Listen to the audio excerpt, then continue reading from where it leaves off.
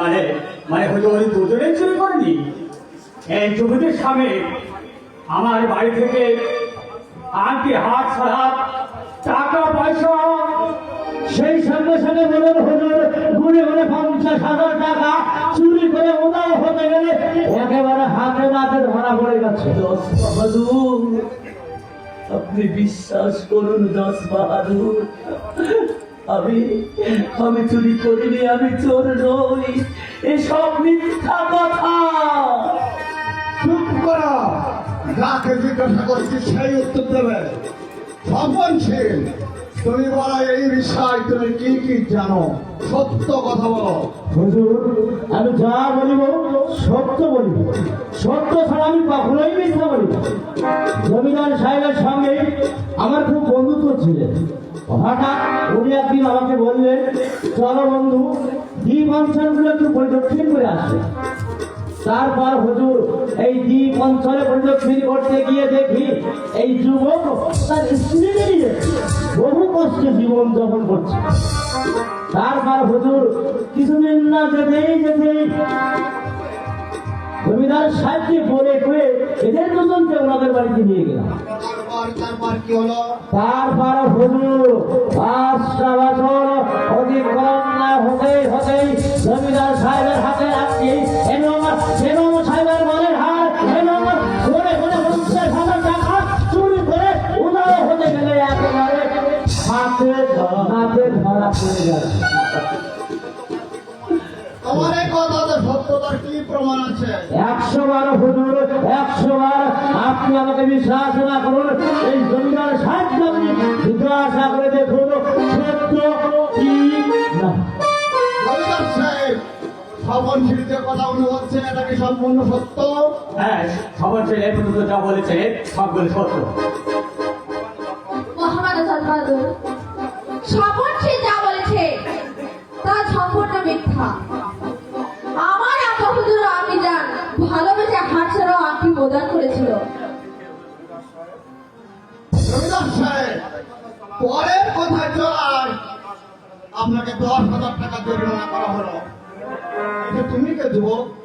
আমি জমিদারের পালক পুত্র হিসেবে পরিচয় দিল আমি উজিরের মেয়ে তারা বাবন। এই যে বাহাদুর, আমি 10,000 টাকা দিচ্ছি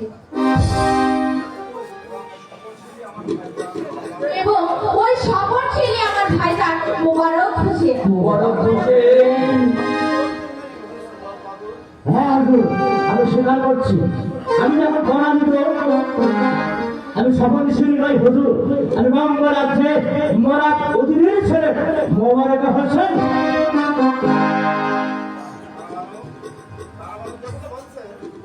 আরামানো যে কথা বলছে এটাকে সত্য? সর্বনশীল, তুমি কি মোবারক হোসেন? হ্যাঁ হুজুর, আমি তো স্বীকার করছি আমি সর্বনশীল নই। পরিচয় গোপন রাখার কারণে সমস্ত সাক্ষী প্রমাণ তোমার বিরুদ্ধে দেওয়ার তোমাকে দোষী সাব্যস্ত করে 10 বছরের কারাদণ্ড দিলাম। আরে বাবু, বন্ধু নামে সর্বনশীল আর জমিদার সাহেবকে ওকে হাজতে নিয়ে যাও। হুজুর, পরে বলছিলাম আমাকে একটিবারের মতো ক্ষমা করে দেওয়া যায় না হুজুর? যে অপরাধ করেছো তোমার কাছে তোমার কোনো ক্ষমা হতে পারে না। সামনে শ্রোতা বসে আছে, তোমাকে ক্ষমা করে তুমি ক্ষমা পাবে।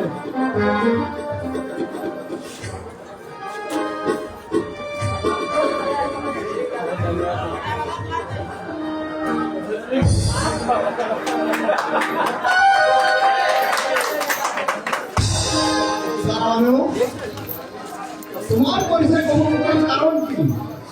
মহামান্য বাহাদুর, এর কাজ ব্যাখ্যা করতে গেলে এই কেসে অনেক গুরুত্বপূর্ণ কথা বলতে হবে। ঠিক আছে, তোমার গুরুত্বপূর্ণ কথা বলবে।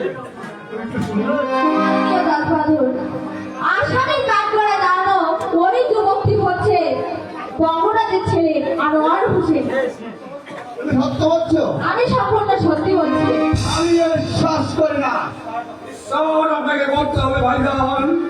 ওই আনোয়ার হচ্ছে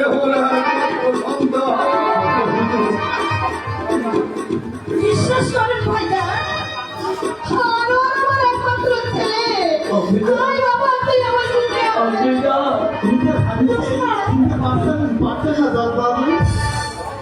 আশ্চর্য ভাই বঙ্গরাজ বলছেন না তোমরা সব কি বলছো ভুল করে রাস্তা খাও ত্যাগ করে আপনার বিচার করতে আদম ভাই বিশ্বাস করুন এই সেনাবন্দা থাকলে আমি যে ভুল করবো